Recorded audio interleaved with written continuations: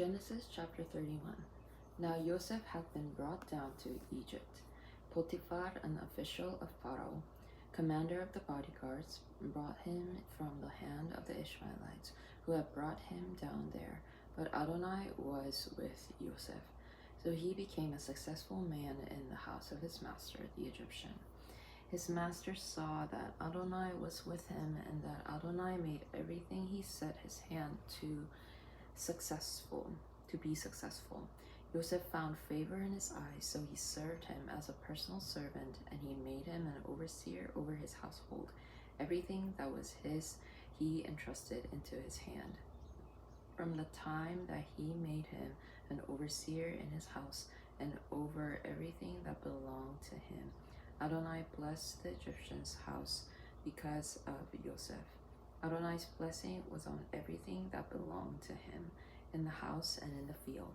So he released everything he owned into Joseph's hand. With him in charge, he did not think about anything except the food he ate. Now Joseph was handsome in form and handsome in appearance. Now after these things, the master's wife lifted up her eyes at Joseph and said, "Come, lie down with me." But he refused. "Look," he said to his master's wife, "my master doesn't think about anything in the house with me in charge, and everything that belongs to him he entrusted into my hand. No one in this house is greater than I, and he has withheld nothing from me except you, because you are his wife. So how could I commit this great evil and sin against God?" So whenever she spoke to Joseph day after day, he did not listen to her invitation to lie down beside her to be with her. Now on one such day, he came into the house to do his work, and none of the people of the house were there in the house. Then she grabbed him by his garment and saying, "Come, lie with me." But he left his garment in her hand, fled, and went outside. When she saw that he had left his garment in her hand and fled outside, she screamed to the men of her house and said to them, "Look, someone brought a Hebrew man to us to fool with us. He approached me to lie with me, so I screamed out loud. When he heard me raise my voice and scream, he left his garment with me, fled, and went outside." Then he kept the garment with her until his master came home. She spoke the same words to him, saying, "The Hebrew slave that you brought us approached me to fool with me. When I raised my voice and screamed, he left his garment with me and fled outside." Now when his master heard the words his wife spoke to him, saying, "Such are the things your slave did to me," his anger burned. Then Joseph's master took him and put him in prison, the place where the king's prisoners were confined. So there he was in the prison. But Adonai was with Joseph and extended kindness to him and gave him favor in the eyes of the commander of the prison. The commander of the prison entrusted into Joseph's hand all of the prisoners who were in the prison, so that everything that was done there, he was responsible for it. The commander of the prison did not concern himself with anything at all under his care, because Adonai was with him, and Adonai made whatever he did successful. Chapter 40. Now it was after these things that the cupbearer and the baker of the king of Egypt offended their master, the king of Egypt. Pharaoh was angry with his two officials, with the chief of the cupbearers and with the chief of the bakers. So he put them in custody of the house of the commander of the bodyguards in the prison, the place where Joseph was confined. The commander of the bodyguards assigned Joseph to be with them and served them as their personal servant. They were in custody for some. Then the two of them each dreamed a dream on the same night. The dream of each man, the cupbearer and the baker of the king of Egypt, who were confined in the prison, each had its own interpretation. When Joseph came to them in the morning, he observed them, and there they were, looking miserable. So he asked Pharaoh's officials who were with him in the custody of the house of his master, saying, "Why are your faces so sad today?" They said to him, "We dreamed a dream, and there is no one to interpret it." Then Joseph said to them, Don't interpretation belong to God? Please tell me."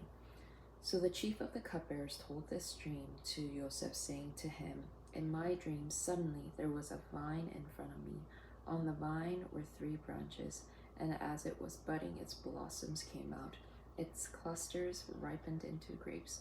Pharaoh's cup was in my hand, and took the grapes, pressed them into Pharaoh's cup, and put the cup in the Pharaoh's palm. This is its interpretation. Joseph said to him, the 3 branches, they are 3 days. In another 3 days, Pharaoh will lift up your head and restore you to your position. Then you'll put Pharaoh's cup in his hand, just as you used to do before when you were his cupbearer. But if you remember me, that I was with you, when it goes well with you, please show me kindness and mention me to Pharaoh and get me out of this house. For I was forcibly kidnapped from the land of the Hebrews, and even here I have done nothing at all that they should put me in this pit. When the chief of the bakers saw that the interpretation was good, he said to Joseph, I also was in my dream.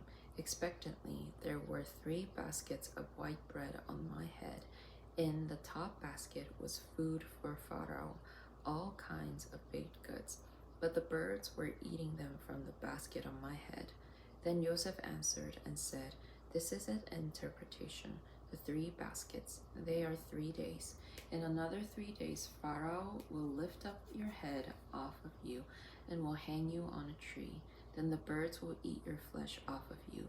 Then it happened on the 3rd day, Pharaoh's birthday, that he held a banquet for all his servants.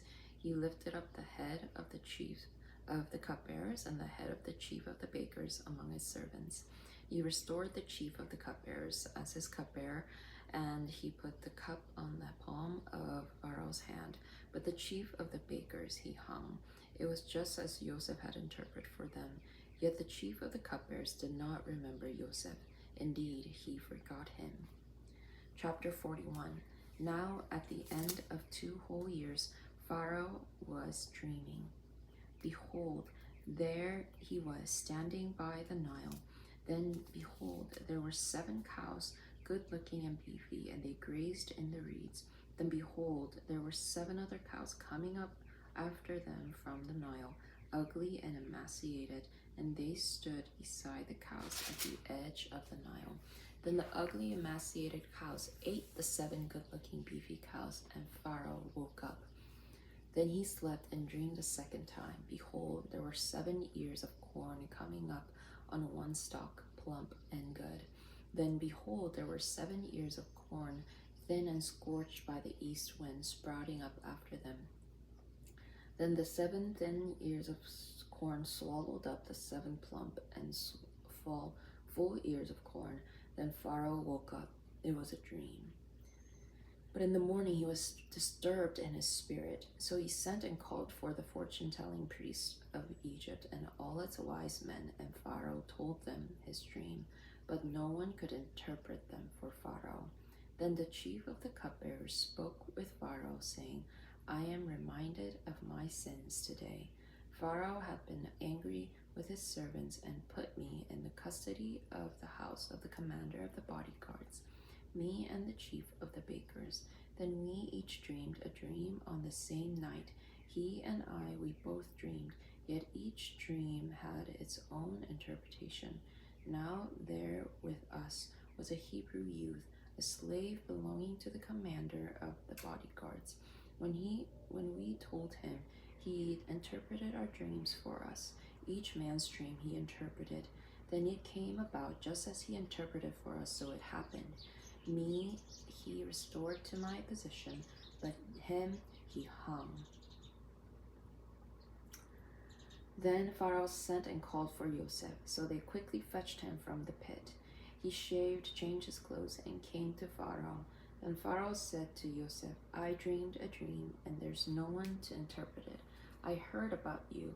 It's said that you can listen to a dream to interpret it. Then Joseph answered Pharaoh, saying, It's not within me. God will answer with shalom for Pharaoh. So Pharaoh said to Joseph, In my dream there I was, standing by the bank of the Nile, and to my surprise, out of the Nile 7 cows were coming up, beefy and good looking, and they grazed in the reeds. Then all of a sudden, there were 7 other cows coming up after them, feeble, very ugly, and emaciated.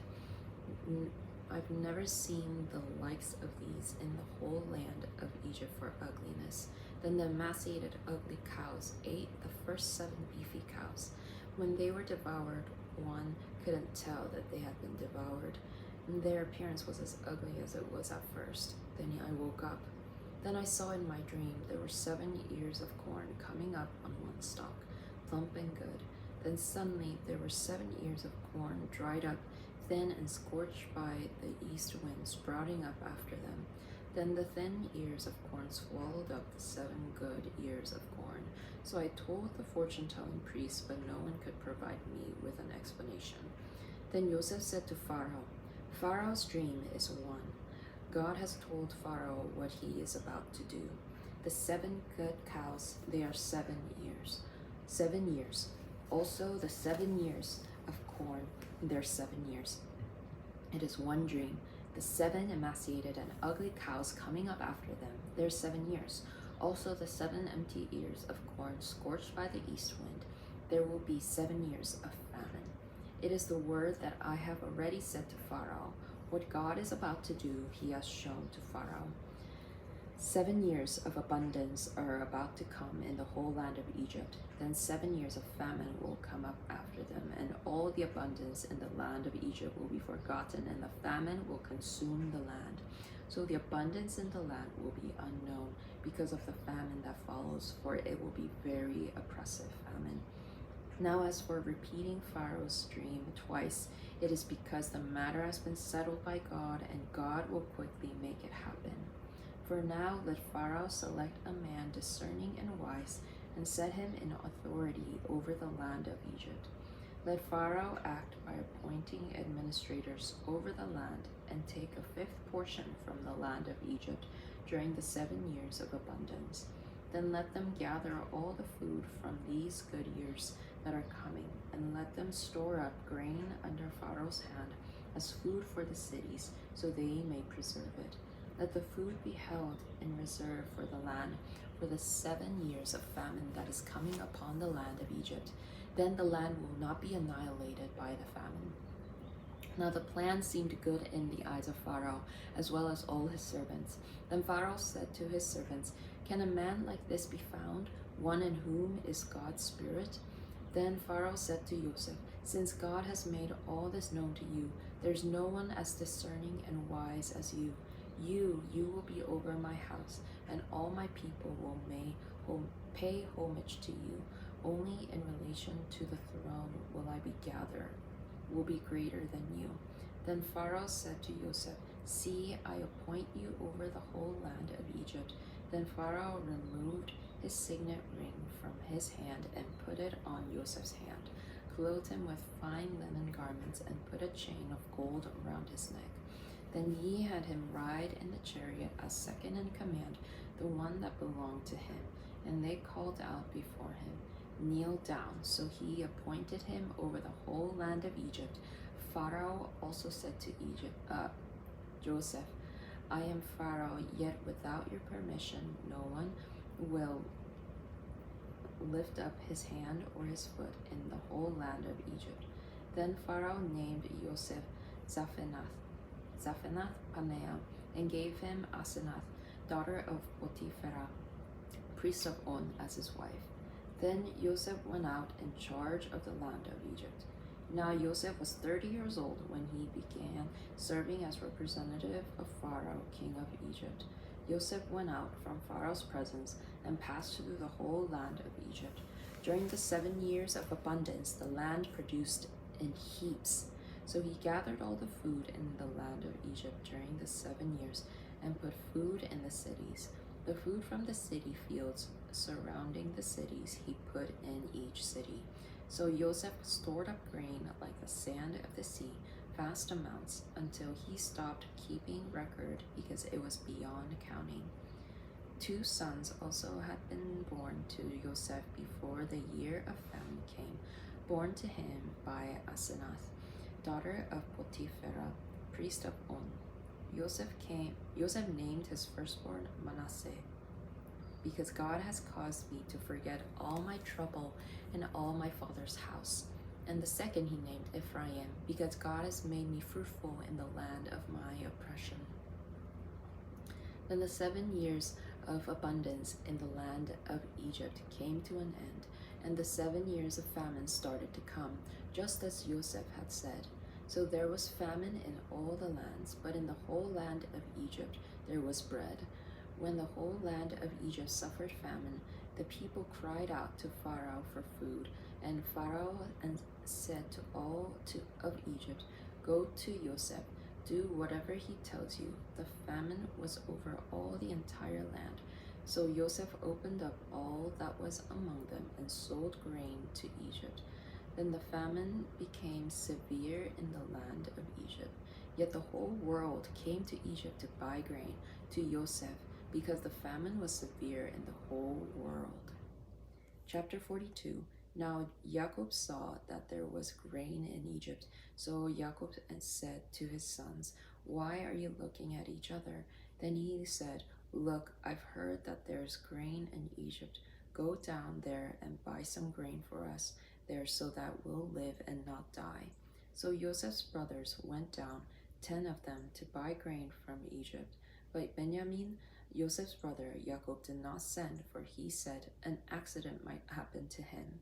The sons of Israel went to buy grain among the others who were coming, because the famine was in the land of Canaan.